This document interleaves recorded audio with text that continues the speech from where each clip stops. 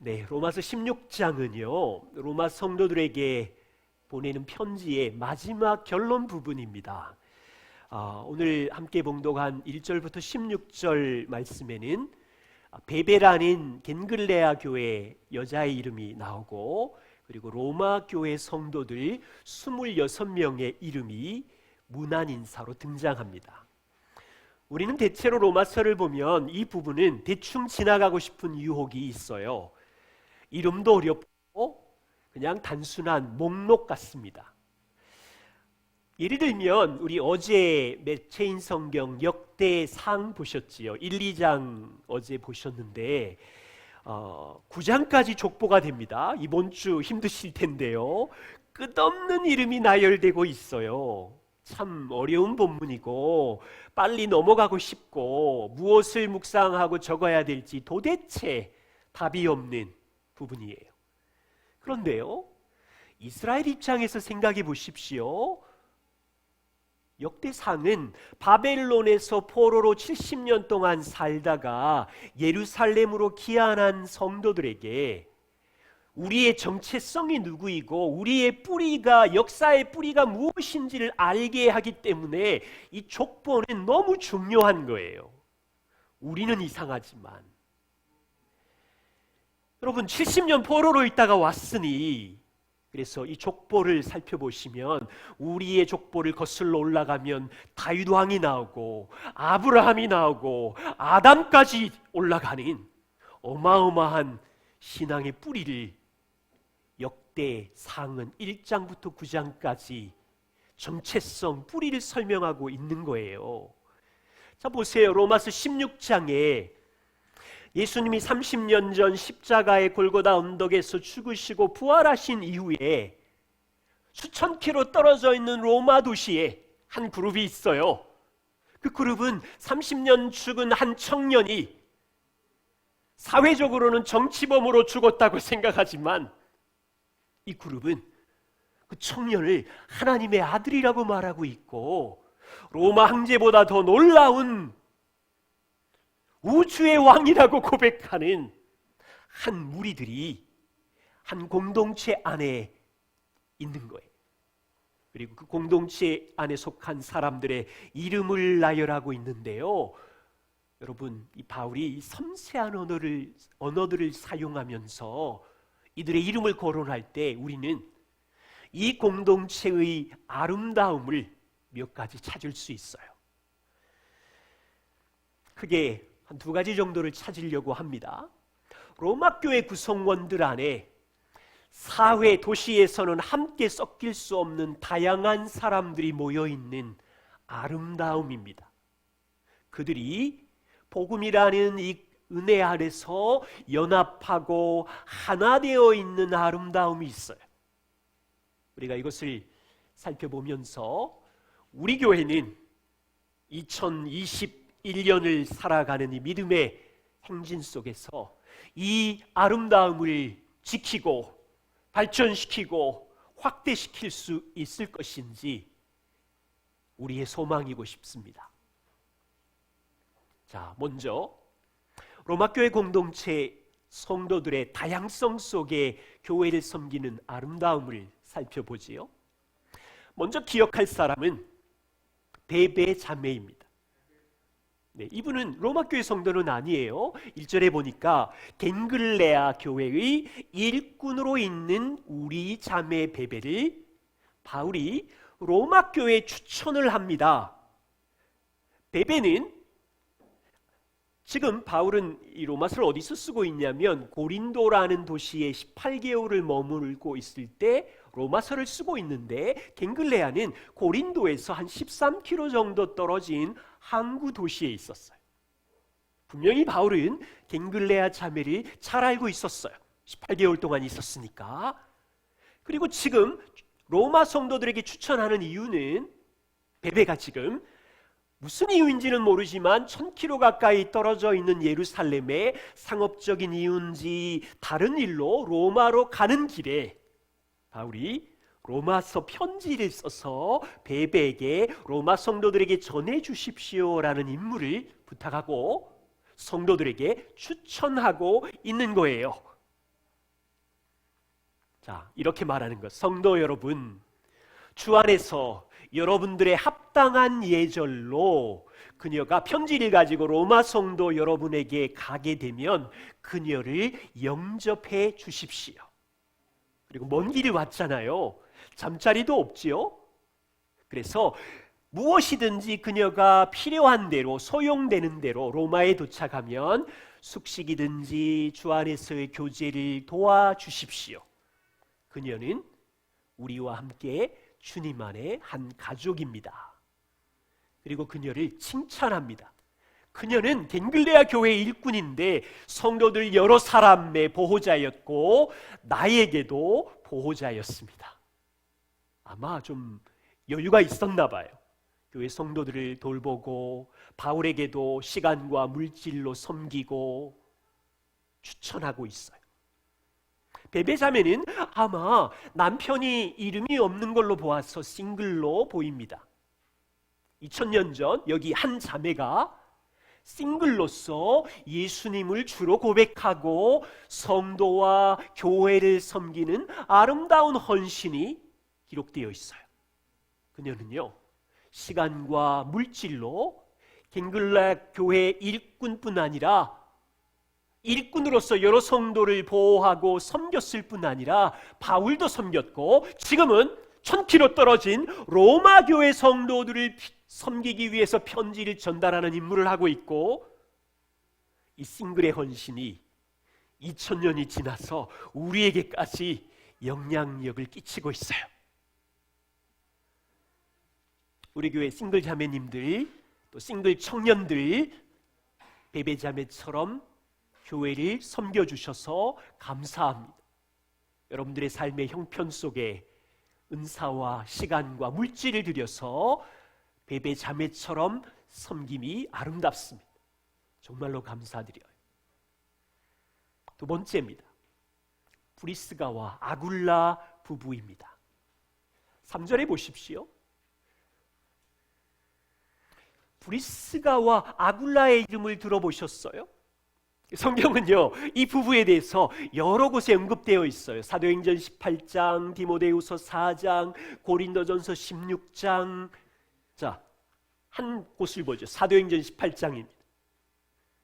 바울이 고린도에 이르렀을 때에 아굴라와 브리스가 부부를 만납니다.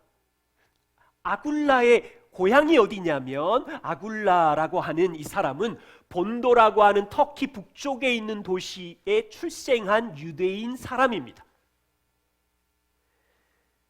보이시나요? 남편 아굴라가 왜 고린도까지 왔냐면 그 다음에 설명되어 있어요. 그 시대에 글라우디오라고 하는 로마 황제가, 이건 역사의 기록인데요, AD 49년에 로마 황제가 칙령을 내렸어요. 무슨 칙령? 로마 도시에 사는 모든 유대인은 추방, 떠나라. 아마 여러분 로마서가 AD 한 59년쯤이라고 기록되었으니까 한 10여 년 전이지요. 그래서 로마 도시에서 쫓겨나서 여러 도시를 돌다가 지금 고린도까지 왔어요. 그리고 바울을 만났고, 이제 직업은 천막을 만드는 자였는데 바울과 함께 천막을 만들면서 복음을 전했어요. 여러분, 이 만남 너무 놀랍지 않아요? 로마 황제의 칙령에서는 얼마나 힘들었겠어요? 그래서 돌고 돌다가 바울을 만남으로 복음을 듣게 되고 그의 영혼이 구원을 받고, 그뿐이 아니에요. 이 부부는 바울과 함께 에베소까지 가서 복음 사역을 함께 합니다. 그리고 에베소라는 도시에 머물러서 자기 집을 열고 가정교회를 섬깁니다. 사도행전 18장을 보십시오. 그런데 지금 이 편지를 쓰고 있는 이때에 브리스가와 아굴라는 다시 로마에 있어요. 로마에 들어가서 자기 가정집을 열고 가정교회 사람들을 돌보면서 있는 거예요. 로마서 16장을 보십시오. 너희는 그리스도 예수 안에서 나의 동력자인 브리스가와 아굴라에게 문안하라. 이제 그들이 어떻게 살았는지를 설명하는데, 그들은 내 목숨을 위하여 자기들의 목까지도 내놓았나니. 너무 놀라운 헌신이죠. 그러기에 나도 그 부부에게 감사하지만 이방인의 모든 교회도, 에베소 교회도 고린도 교회도, 이방인의 모든 교회도 이 부부에게 감사하느니라. 그리고 지금 로마에 있는 아굴라와 브리스가 집에 있는 교회에게도 문안한다. 여러분, 바울이 이 부부를 자기의 동력자라고 이야기하고 있어요. 그리고 이 부부를 생각할 때 자기의 생명까지도 아끼지 않고 복음을 위하여 헌신한 사람이라고 말하고 있어요. 고대에는 이동성이 너무너무 힘들었을 텐데, 제가 이 본문을 보면서 성경을 기적거리다가 야, 이 부부 진짜 대단하다. 로마를 떠나서 이고니온으로, 고린도로, 고린도에서 에베소로, 에베소에서 다시 로마로 한 10년 동안 1000km 되는 이동성을 그 고대에 복음 때문인지 무슨 문화 때문인지를 모르지만 가는 곳마다 자기 집을 열고, 바울이 자기의 목까지 주었다, 이 표현은요 사도행전 18장을 보시면 에베소에 난동이 났는데 아마 그때 이 부부가 바울을 보호하기 위해서 그렇게 한 것을 의미하는 걸로 보입니다. 그래서 바울은요 이 부부에 대한 애정과 사랑이 크게 있어요. 저는 우리 교회 안에 정말입니다, 브리스가와 아굴라와 같은 교회를 섬기는 부부들을 봅니다. 자신의 집을 오픈하고 성도들의 아픔의 짐을 함께 지면서 시간과 은사와 물질을 들여서 서로 동력하고 교회를 섬기는 여러 부부들에게 진심으로 감사를 드려요. 그 다음입니다. 오늘 본문을 잘 보시면 교회 공동체 안에 정말로 다양한 사람들이 등장해요. 바울은 베베와 아굴라 부부를 소개한 후에 다양한 사람들에게 문안하고 있어요. 이 부분을 너무 기니까 이제 존 스토트가 인용한 부분을 여러분들과 설명을 하면서 정리를 좀 해보죠. 이렇게 말합니다. 로마 교인들의 구성원은 인종, 계층, 성별 면에서 다양합니다. 교회 안에 인종 면에서는 유대인 교인들과 이방인 교인들이 함께 있습니다. 사회학적으로 연구를 하면, 성경 연구가 분들이 2000년 전에 사회학적으로 연구를 하면 이름 안에 계층을 이해할 수 있대요. 그래서 연구해 보니까 아블리아, 우르바노 9절, 허메 14절, 빌롤로고, 율리아 15절, 이 사람들의 이름은 노예들의 흔한 이름이었대요. 이 본문에 보면 적어도 몇 명은 자유인이고 어떤 사람은 저명한 사람들이고, 그래서 이 성경 주석가들이 연구해 보니 10절에 있는 아리스토블로는 헤롯 대제의 손자이자 글라우디오 황제의 친구였고, 여기 나기수라고 하는 이 사람은 글라우디오에게 큰 영향력을 행사했던 유명한 부유한 자유민이었다. 이 나기수가 성도인지는 정확하지 않지만 그의 건소, 가족은 분명히 그리스도인이다, 이렇게 말하고 있어요. 여러분, 또 그 다음을 보시면 교회의 다양성에서 이 본문 안에 성별의 다양성이 있는데, 고대 시대의 여성들은 사실은 권리가 참 없었죠. 그런데 이 26명의 이름 중에 9명이 여자이다. 3절에 있는 브리스가, 6절에 마리아, 7절에 유니아, 그리고 쌍둥이 자매였을 두루베나와 두루보사, 그리고 12절에 버시, 13절에 루포의 어머니. 여러분, 여기 루포가 누군 줄 아세요? 참 재미있는 조사가 있는데요, 이 루포는 그 신약 성경에 보시면 예수님께서 골고다 언덕으로 올라가실 때 십자가를 대신 지신 구레네 시몬 있지요. 그 구레네 시몬의 아들이 루포래요. 그리고 그의 어머니가, 루포와 그의 어머니가 한 2000km 정도 떨어진 로마 교회 성도로 같이 있는 거예요. 정말 이것이 사실이라면 로마 교회 성도들은 30여 년 전에 있었던 십자가의 현장을 이 루포 구레네 시몬의 아내를 통해서 생생하게 들었을 거예요. 참 놀라운 일이에요. 이 교회 안에 바울은 여성들의 섬김과 여성들의 수고를 칭찬하고 존중하고 있어요. 자, 로마 교회 구성원이 보이시나요? 사회에서는 하나 될 수 없는 유대인과 이방인이, 사회에서는 쓰레기 취급을 받던 노예와 도시의 귀족들이 함께 섞여 있어요. 이유는 30년 전 십자가의 한 청년의 죽음을 자기 죄와 죄를 대신해서 죽은 사건으로 이해하고 있고, 그 청년을 하나님의 아들로 고백하는 공동체로 모여 있는 거예요. 그리고 그들이 그리스도를 함께 섬기고 있고 서로를 함께 돌보고 있고, 귀족과 노예들이, 남성과 여성이 서로를 격려하면서, 여기 보시면 주 안에서 수고하고, 누구는 더 많이 수고하고 누구는 더 사랑하는 사람이고,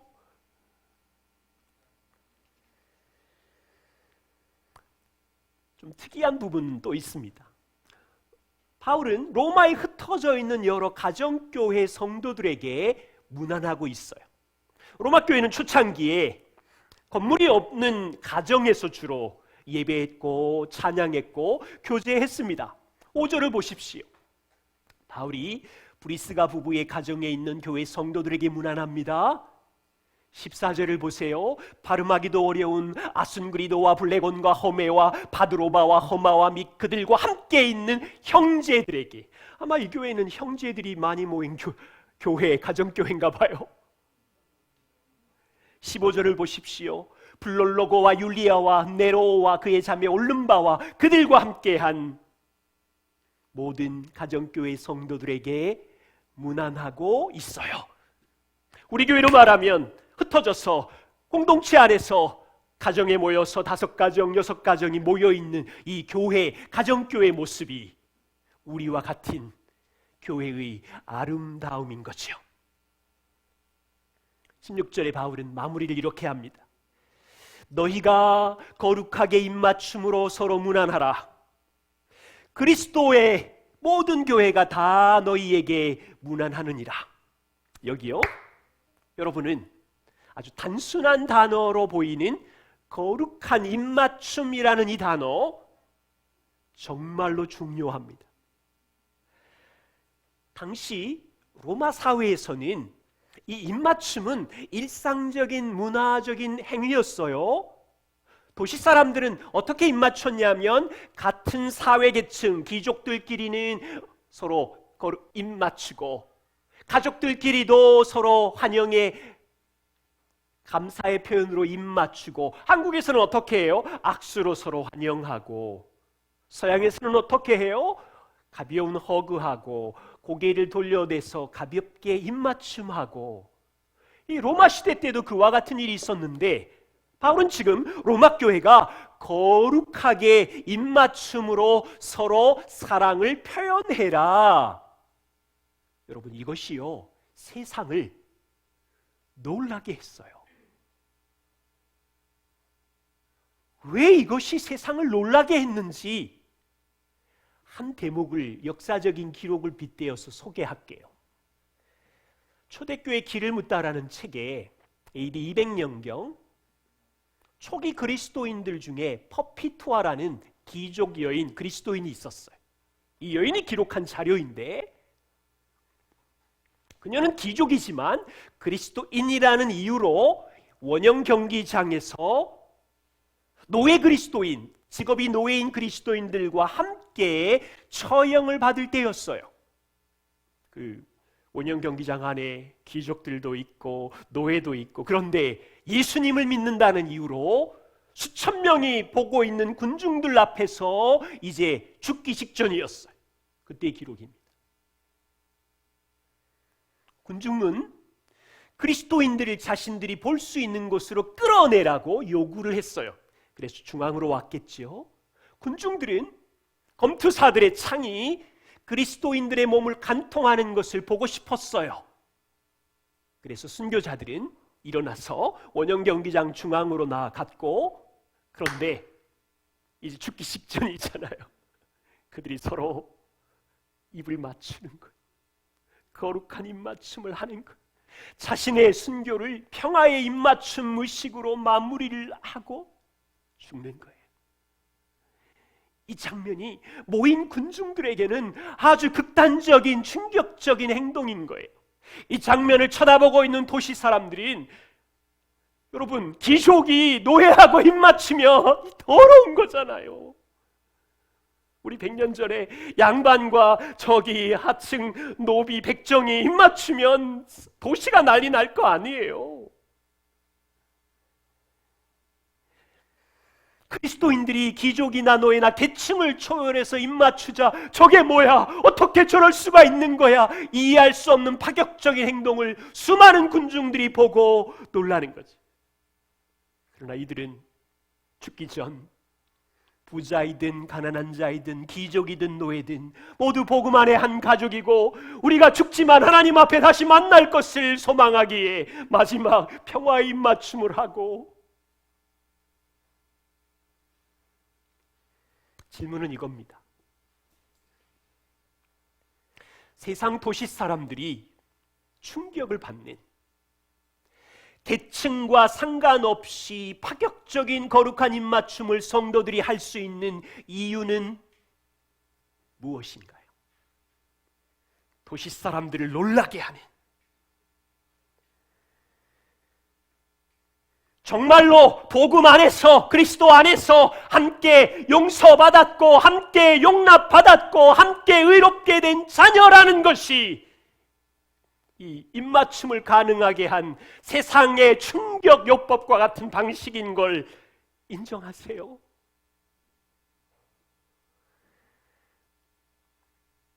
너무 다양한 계층이 모여 있지만 바울은 이 16절 안에 그들이 하나인 것을 이 단어로 표현해요. 그리스도 안에서, 주 안에서. 그리스도 안에 있는 아무개 무난하노니 4번이나 나오고요.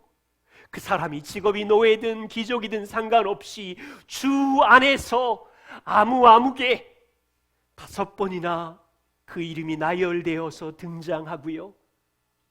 노예든 귀족이든 주 안에서, 그리스도 안에서 내가 사랑하는, 내가 정말로 사랑하는. 자, 우리 생각해 보십시다. 지금 시대도 이 도시의 시스템은 어떻습니까?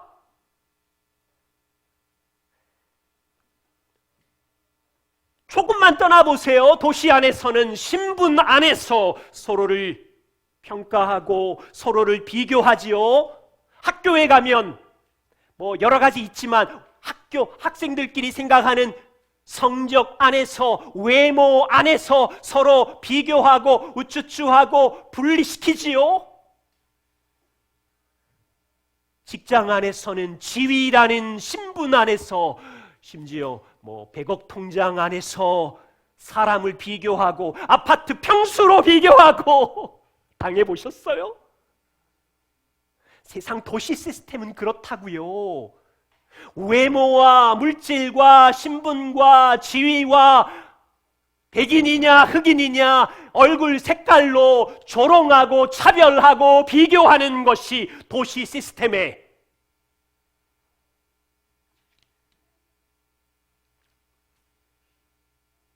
교회 공동체는 무엇입니까? 그리스도 안에서, 주 안에서 한 가족이기에 용서하고 용납할 수 있는 이 세상과 다른 차별성, 부자나 가난한 자나 그리스도 안에서 부자도 가난한 자도 주님께 용서받았고 정죄함이 없는 은혜를 입었기에 가족이기에 거룩하게 입맞춤할 수 있는 하나됨.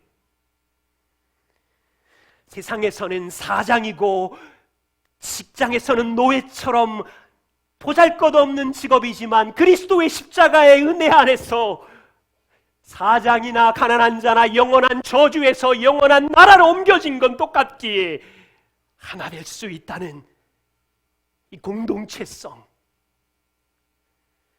누구는 공부 잘하는 장학생이고 누구는 성적이 부족하고 외모도 변변하지만 여전히 자녀 여러분, 하나님의 가족이고 그리스도 안에 있다는 이것으로 인하여 우리 10대 자녀들이 얼굴을 필 수 있나요? 당당할 수 있나요? 학교 가면 여전히 외모 때문에 쫄려요? 성적 때문에 기죽어요?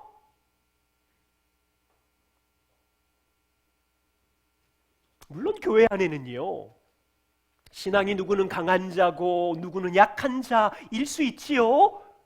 그런데 강한 자도 죄인이고 약한 자도 죄인이기 때문에 때로는 서로에게 심각한 상처를 줄 수도 있고 상처를 받을 수도 있어요. 그런데 기억하세요.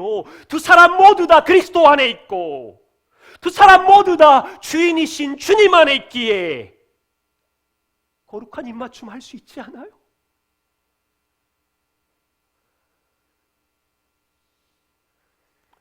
교회 공동체가 세상과 얼마나 다른 가족인 것을 복음 안에서 붙잡을 수 있어야 돼요. 저와 우리 교회 공동체는 도시 사람들처럼 자기가 성취한 초라한 옷으로 비교하고 계층과 조건으로 입맞추고 분리시키는 공동체가 아니라고요. 우리는 그리스도 안에서, 우리는 주 안에서 이미 서로 하나가 되었고 하늘아버지가 우리를 한 몸으로 불러주신 공동체, 세상을 놀라게 할 이유가 있지 않아요? 저는 주님의 은혜교회가 이 영역에서 복음의 기초 위에 자라고 싶어요. 그리고 한 사람이, 한 가정이, 우리의 인생이 이 복음의 눈으로 사람을 품고 용납하고 이 복음의 사랑으로 전하고 여기서 성장하기를 소망해요. 그리고 기도할 거예요. 우리가 배울 수 있는 것은 무엇입니까? 하나는요, 성도들의 교회 사랑과 섬김이 하나님 앞에 아름답다는 거예요. 자, 질문입니다. 로마서 16장에 나오는 이 로마교회 26명 그리고 베베까지 27명의 이름을 여러분들은 오늘 전까지 몇 명이나 알고 계셨어요? 5명? 10명? 저는 솔직히 한 서너 명 정도는 알았어요. 베베, 아굴라와 브리스가, 그 다음에 루포 정도 알고 있었어요. 나머지는 외우려고 해도 외워지지도 않고. 자, 이 생각해 보세요. BTS 공연이든지 멋진 명화, 영화를 보게 되면 여러분 기억나는 사람 누가 있어요? 거기 아름답게 생긴 주연, 조연 정도, 또 나쁜 놈 정도는 기억나지요? 솔직히 말하면 잠깐 등장한 엑스트라는 한 명도 생각 안 나지요? 화면에 등장하지 않는 감독, 촬영, 조명, 음향으로 섬기는 사람들에게는 전혀 관심이 없지요. 영화가 끝나면 마지막 자막으로 이름이 올라와요. 마지막 자막으로 엑스트라 아무개 길거리에 등장한 사람 누구누구, 감독, 촬영, 조명, 음향.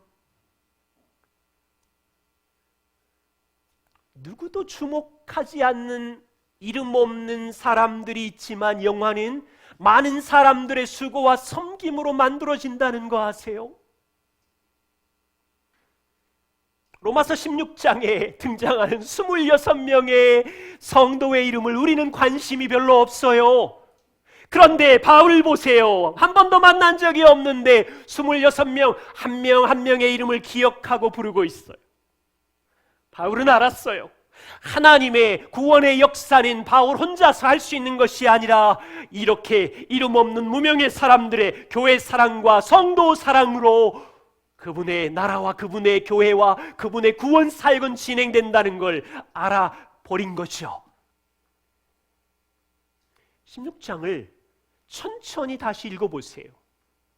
바울은 놀라울 정도로 섬세한 수식어를 한 명 한 명 최고의 찬사와 감사를 표현하고 있어요. 사회 직업에 상관없이, 그들의 땅의 부와 실력에 상관없이 한 사람 한 사람을 그리스도 안에, 주 안의 가족으로 환영하고 격려하고 있어요. 바울이 성도들의 이름을 이렇게 섬세하게 기억한다면 하나님은 어떠실까요? 히브리서 6장 말씀입니다. 하나님은 불의하지 아니하사 너희 행위와, 무명의 그리스도인들의 너희 행위와 그의 이름을 위하여 나타낸 사랑으로 이미 과거에 성도를 섬긴 것을 기억하시고 이제 현재 섬기고 있는 것을 하나님은 잊어버리지 아니하시느니라. 하나님은 잊어버리지 않으세요. 여러분, 사람에게 너무 기억되려고 하지 마세요. 아무도 보지 않는 곳에서 주를 섬기는 그것이 얼마나 아름다운지 주님이 아시지. 우리의 동기와 생각과 행동이 아무리 숨겨져도 하나님 앞에서는 숨길 수 없잖아요. 그분이 다 기억하신대요. 누가 몰라줘도 괜찮아요. 여러분들이 몰라줘도 괜찮아요. 제가 주님을 사랑함으로, 이 교회를 사랑함으로 겸손하게 섬기는 모든 것이, 여러분의 모든 행위와 사랑이 바울이 기억했다면 우리 하나님 아버지는 섬세하게 기억하시겠죠. 두 번째 배울 건 이겁니다. 우리가 이루고 싶은 공동체는 무엇입니까? 여러분, 우리 왜 모였나요? 아이들 좋은 대학 보내려고 모였나요? 병 없이 편안히 살려고 모였나요? 로마 교회 공동체를 보면서 우리 교회는 무슨 공동체를 이룰까를 생각해야 돼요. 정말 세상을 놀라게 할 공동체를 세우고 싶은 그 꿈은 하나님의 꿈인데, 이제 우리가 거기에 동의해서 협력할 동력의 마음이 있는지, 여러분, 어떤 공동체를 꿈꾸세요? 성향이 비슷한 그룹으로 교회를 모이면 교회는 더 빨리 성장합니다. 진짜예요. 사회학적으로 검증된 거예요. 예를 들면 여러분, 교회가 직업이 비슷한 사람들을 묶어주잖아요. 교수 모임, 기업인 모임. 생각이 비슷한 사람들끼리 모이면 재밌어요. 똘똘 뭉치고요. 빨리 숫자는 늘어날 거예요. 사회학적으로 검증된 거예요. 마케팅 기법이에요. 같은 성향의 사람들끼리 모이면 서로 끌리지요, 당연히. 비슷하니까 자연스러운 현실이에요. 내가 편한 사람, 익숙한 사람, 비슷한 성향을 느끼는 사람, 이거는 잘못이 아니에요. 우리의 성향이니까. 그래서 어떤 사람은 이렇게 말해요. 일단 많이 모이고 봅시다. 그 다음에 복음 전하면 되잖아요. 어느면 동의도 돼요. 그러고 싶은 유혹도 있어요. 그런데 위험이 있어요. 같은 성향의 사람들끼리 모이면 복음 외에 다른 것을 중심으로 연합하게 될 거고, 하나님의 은혜의 복음 위에 건설한 공동체가 아니라 이상한 방향으로 갈 수 있어요. 자기들이 원하는 뜻을 이루려고 하나님의 능력이 아닌 인간의 힘으로 세우려는 공동체. 저는 그런 면에서 로마서 16장이 큰 도움이 돼요. 초대교회를 보세요. 일반 도시 사람들이 상상할 수 없는 모임이에요. 이거는 같이 있을 수 없어요. 너무 다양해요. 함께 섞일 수 없는 사람들이 모인 공동체. 여러분, 우리 한 100년 전에 양반과 노예 이렇게 담 가지고 갈라놓은 거 보셨죠? 사진으로. 지금 로마 교회 공동체는 서로 불편한 공동체예요. 함께 있고 싶지 않는 역사적, 문화적 배경을 가진 사람들이 모여 있어요. 근데 재미있는 건 초대교회 공동체가 성향이 비슷한 사람들끼리 모아놓지 않았어요. 유대인들끼리 모인 공동체, 부자들끼리 모인 공동체, 가난한 사람들이 모인 공동체, 역사적으로는 백인들끼리 모인 공동체, 흑인들끼리 모인 공동체가 있었지만 초대교회는 아니었어요.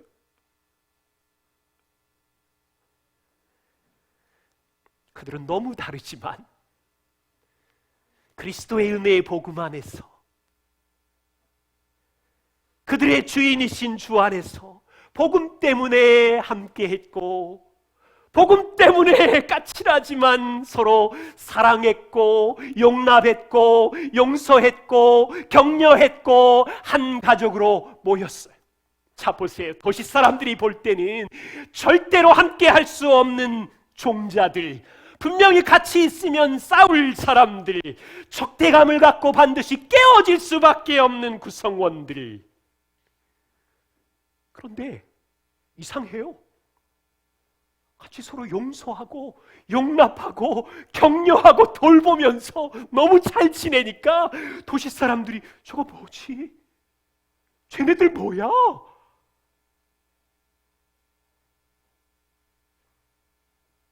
그들 안에 삼위 하나님이 계신 거잖아요. 그들을 묶어주신 그리스도의 은혜가 그 사람들 안에 있잖아요.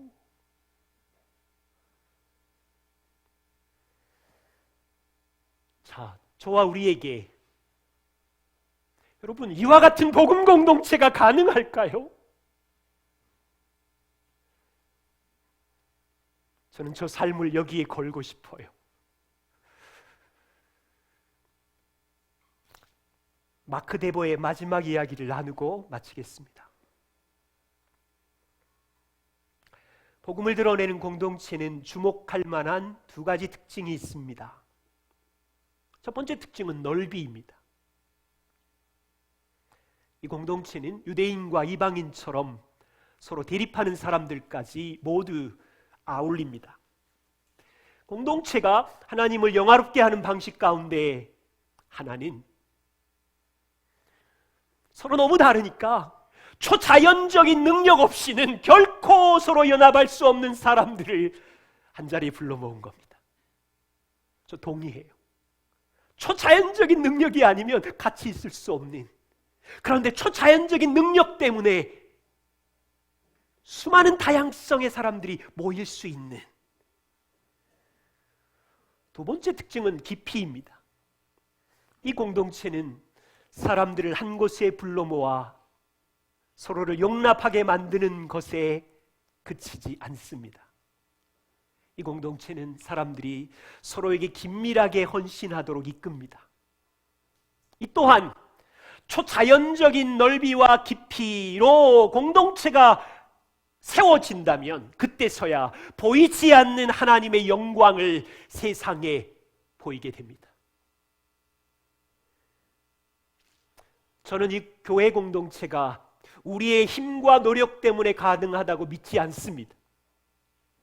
시간이 지날수록 우리의 노력과 힘은 하지 않겠다는 뜻이 아니라 한계가 있고 초라함을 배웁니다.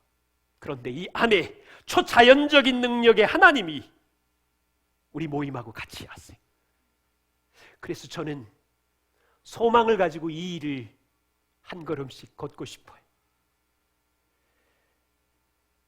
그리고 하나님은 이 복음 공동체가 세워질 때 세상에 잃어버린 사람들을 우리에게로 초대하실 것입니다. 기도하겠습니다.